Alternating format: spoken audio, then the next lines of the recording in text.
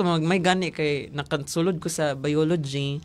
So mo to actually gikuan pa ko ma'am, gi-convince pa ko sa mga teachers sa accountancy nganong magbalhin man ka wala man kay bagsak dagko man imong grado. Nako ma'am dili siya for me validating enough nga mo pasar lang ko ana gani ma'am. Yeah, okay. Oo, kay gusto ko kanang mahala mabagsak ko pero at least ako siya chosen nga program jud. Ana gani siya ma'am. So mo to na fortunately nakasulod ko sa biology, although mura siya nag-restart ang everything kay ABM ba ako ma'am, so wala ko'y knowledge enough sa science. Ana gani mura ka gani feeling niyo ma'am nag-watch ka og Korean drama nga walay subtitle. O ana gani.